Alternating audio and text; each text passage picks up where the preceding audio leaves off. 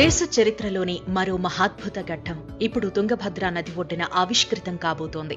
ఈ తీరాన 108 అడుగుల శ్రీరాముని విగ్రహం ఈ తీరాన ఏర్పాటు చేయనున్నారు కేంద్ర హోంమంత్రి అమిత్ షా. దీనికి వర్చువల్ గా శంకుస్థాపన చేయనున్నారు. అందుకు ఏర్పాట్లు చకచకా జరుగుతున్నాయి. తెలుగు రాష్ట్రాలలో ఇదో భారీ సంచలనంగా మారిందిప్పుడు. పరవళ్లు తొక్కే తుంగభద్ర నదీ తీరాన వెలసిన శ్రీ రాఘవేంద్ర స్వామి మఠం సమీపంలో ఇప్పుడు శ్రీరాముడి ఆలయ నిర్మాణం చేస్తున్నారు.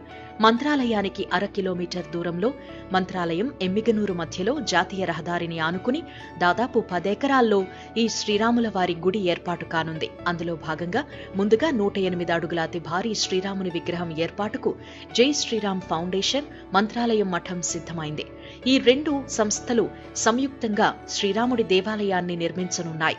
దేశ చరిత్రలోనే తొలిసారి సుమారు 150 కోట్లతో 108 అడుగుల శ్రీరాముని పంచలోహ విగ్రహాన్ని జై శ్రీరామ్ ఫౌండేషన్ సంస్థ, మంత్రాలయం మఠం ఏర్పాటు చేస్తున్నాయి.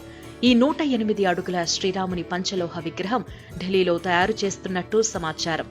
ఈ అతి భారీ శ్రీరాముని విగ్రహం ఎలా ఉంటుందోనని సర్వత్రా ఆసక్తి నెలకొంది. తాజాగా మంత్రాలయం సమీపంలో శ్రీరాముడి ఆలయం నిర్మించే ప్రదేశంలో 8 అడుగుల నమూనా విగ్రహాన్ని, ఫ్లెక్సీని ఏర్పాటు చేశారు. మంత్రాలయం రాఘవేంద్ర స్వామి దర్శనానికి వచ్చిపోయే భక్తులు, యాత్రికులు ఆసక్తిగా దీన్ని తిలకిస్తూ ఫోటోలు దిగుతున్నారు.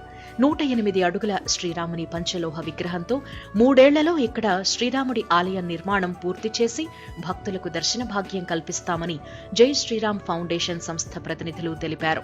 మంత్రాలయం మఠానికి తెలుగు రాష్ట్రాల నుంచే కాక కర్ణాటక, మహారాష్ట్ర నుంచి కూడా భక్తులు వేలాదిగా తరలివచ్చి రాఘవేంద్ర స్వామిని దర్శించుకుంటారు. మంత్రాలయం సమీపంలో కొత్తగా ఈ శ్రీరాముడి ఆలయ నిర్మాణంతో మంత్రాలయం ఆధ్యాత్మిక ధామంగా మరింతగా పరిడవిల్లనుంది.